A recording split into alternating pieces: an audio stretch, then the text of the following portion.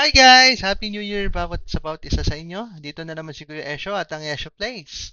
So, for today's video, ituturo ko sa inyo paano i-set up yung bagong Bloody Workshop 8 para sa macro, yung para sa Gatling, USB, and sa iba pang barrel, no?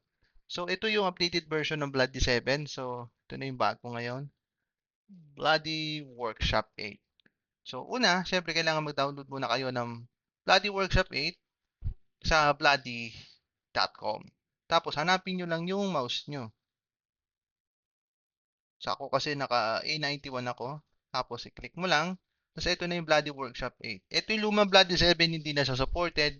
So download nyo lang, install. Tapos pag nakapag-download din install na kayo, ito na, magsiset up na tayo. So, unang una, siyempre properties, advanced, run as administrator, okay, apply, okay. Tapos run as admin. Tapos yes mo lang. So, ito na siya. So, mapapansin nyo, simplihan na lang yung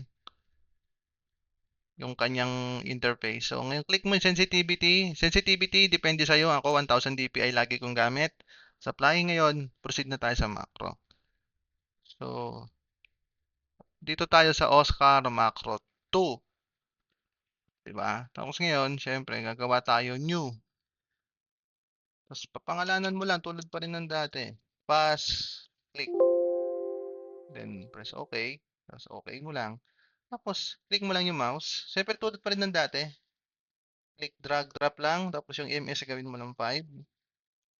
Para sa USB, para sa Gatling gun, Colt, Cup, and everything. So, yung sa Raging Bull, hindi ko na ituturo. Kasi nga, syempre, para hindi kayo maban. Tapos, click mo lang to. Yung press, start, press, release, stop. Yan. Yan dapat ang nakapula. Tapos, save. Pag sinave mo yan, click mo lang yung pass, click, save. Okay. So, ngayon, balik ka na doon sa button. So, ngayon, ito yung dito ko nilalagay, di ba, para madali ko abot. Ngayon, click mo lang yan.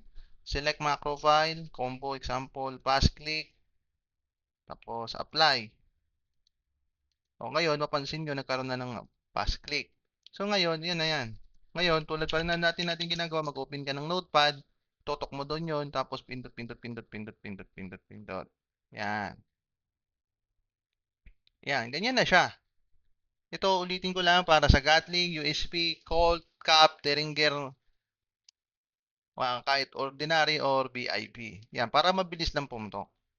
So, advantage lang. Pero, siyempre, disclaimer pa rin, huwag niyong gagarapelin dahil sa mundo ng crossfire, hindi maiwasan ang iyakin. At saka baka maban kayo. So, yung sa Raging Bull, kung sino talaga yung gusto magpaturo na lang, yung mga under the blanket, eh mag-PM na lang kayo or mag-message kayo sa ating YouTube channel. At sana sa mixing video na to may natutunan kayo kay Kuya Esho at ang Esho Plays. Please do like, share, and subscribe. And maraming salamat sa panonood. Happy New Year to you guys. Keep safe. Bye-bye.